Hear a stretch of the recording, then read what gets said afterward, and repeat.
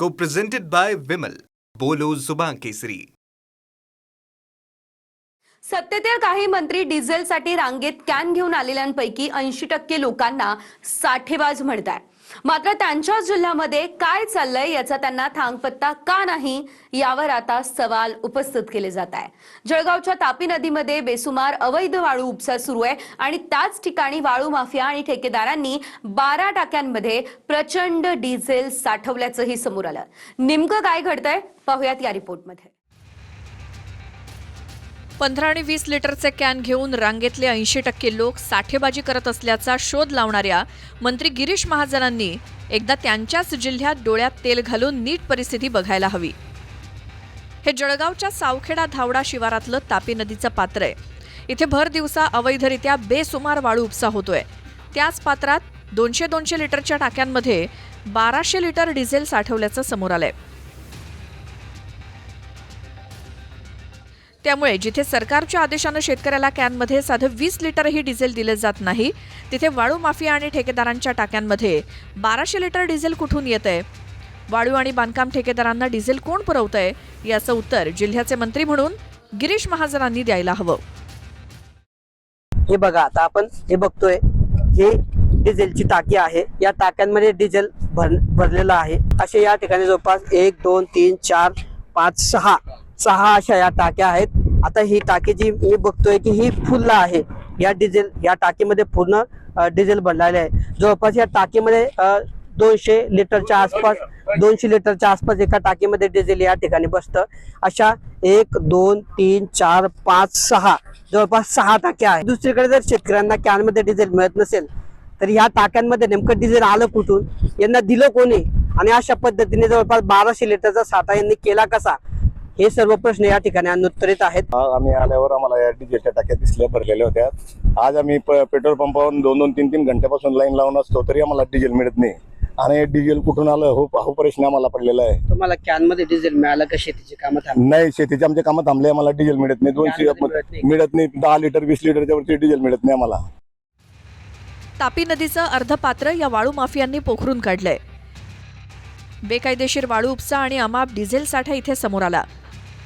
आपण दृश्यांमध्ये जर बघितलं तर त्या ठिकाणी ते पोकलँड मशीनच्या माध्यमातून जे आहे वाळू उपसा केला जातो आहे. त्याच्याच बाजूला एक बोट देखील उभी आहे. आणि ही इतर दुसरीकडे जर दृश्यांमध्ये बघितलं तर किमान या ठिकाणी 1 2 3 4 JCB उभे आहेत, 2 बोट आहेत. त्याच्यानंतर अजून हे 2 JCB आहेत. असे 7 JCB या ठिकाणी आहेत. पोकलँड मशीन आहेत. या सर्व वाहनांसाठी डिझेल जे लागतं त्या डिझेलचा या ठिकाणी साठा करण्यात आलेला आहे. मात्र या ठेकेदारांकडे डिझेल तर पेट्रोल पंपामधूनच आलंय. त्याच पंपांमधनं जिथे शेतकरी दिवस रात्र न खाता पिता रांगेत उभे आहेत आणि वरून मंत्री गिरीश महाजन ठेकेदार आणि वाळू माफियांबद्दल शब्दही न काढता रांगेत उभे असलेल्या 80% लोकांना काळा बाजार करणारे म्हणतायत. बातमी टीव्हीवर झळकल्यानंतर प्रशासनाला जाग आली. त्यांनी तापी नदीच्या पात्रातनं 10 पोकलँड, 10 डंपर, 6 बोटी आणि डिझेल साठ्याच्या 12 टाक्या जप्त केल्या. त्या ठिकाणी पोहोचल्याच्या नंतर वाळू उत्खनन होत असताना दिसून आलं आहे. आणि त्यामध्ये जवळपास 10 पोकलेन, 10 डंपर आणि एक 5 ते 6 बोटी पण आढळून आलेल्या आहेत. आणि 10 ते 12 बॅरल्स मध्ये डिझेल आढळून आलेलं आहे या सर्व मशिनरीसाठी चालवण्यासाठी.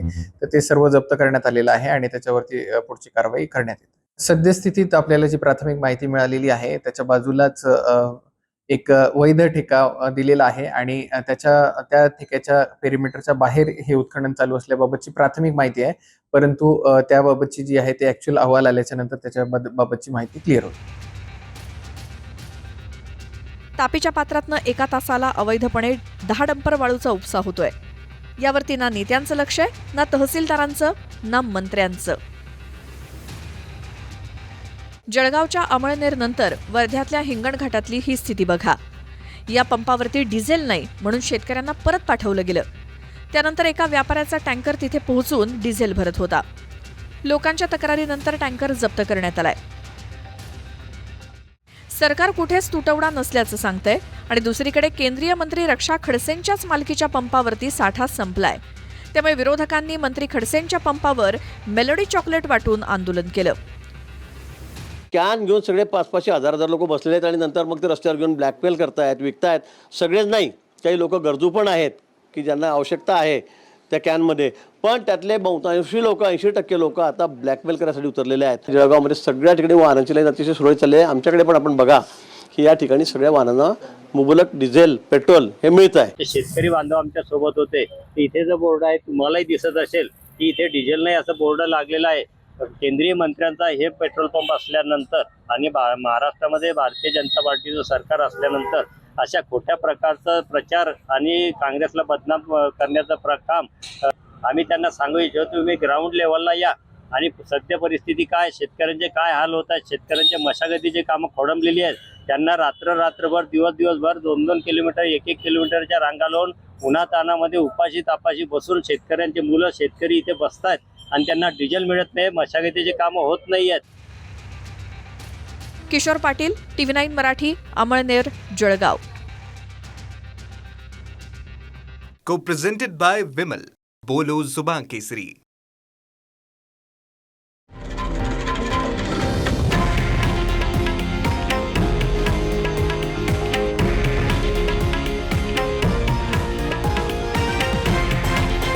हे आहे देशातील नंबर 1 न्यूज नेटवर्क आणि आपण पाहत आहात TV9 मराठी, एकमेव.